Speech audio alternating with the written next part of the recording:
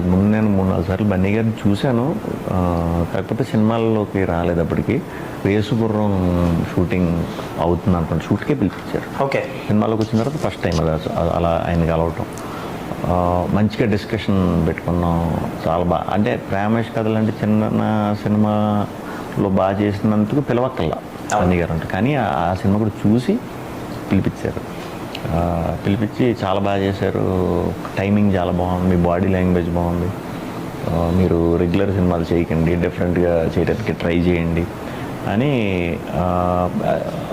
ధైర్యం ఇచ్చారు. మీకు ఏదైనా మంచి నిజంగా స్క్రిప్ట్ అది ఏమైనా నచ్చి, మీకు ఎవరన్నా ప్రొడ్యూసర్ అది దొరకకపోయినా 24 hours మా ఇంటికి ఎప్పుడన్నా రావచ్చు, నేను మీతో ప్రొడ్యూస్ చేస్తాను. నాకు ఎందుకు నచ్చారు, చాలా పాజిటివ్గా ముందు మిమ్మల్ని చూస్తుంటే మీరు ఏదో అంటే నచ్చింది ఆయన, నా పర్ఫార్మెన్స్ అది ఎందుకు నచ్చింది ఆ సినిమాలో. అది తెలిసిపోయింది, నా జెన్యున్గా చెప్పి తెలిసిపోయి ఆయన నాకు అవసరం లేదు కదా అసలు, నాకు ఎందుకు చెప్పాలి.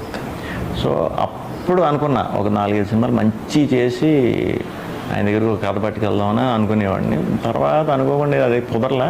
మొత్తానికి రైట్ టైంలోనే మేము అదే బ్యానర్కి సింగిల్ని పట్టుకొచ్చాను అనమాట ఫైనల్గా. అది ఆయన యాక్చువల్లీ ఇవాళ పొద్దున్నే స్టోరీ సాయంత్రం కల్లా ఓకే అన్నీ అయిపోయినాయి. తర్వాత బన్నీ గారు తెలిసింది మొన్న కలిసినప్పుడు కూడా టైటిల్ పెట్టి ముందు కూడా నెక్స్ట్ సినిమా ఏమవుతుంది విషయం అంటే ఇలా సింగిల్ అండ్ అంటే నవ్వారు, గట్టిగా నవ్వి అదిరిపోయింది టైటిల్, మామూలుగా లేదు, చాలా బాగుంది. ఏంటి అంటే ఫుల్ యూత్ ఇదండి అని చెప్పారు. చాలా బాగుంది టైటిల్, చాలా బాగుంది అన్నారు.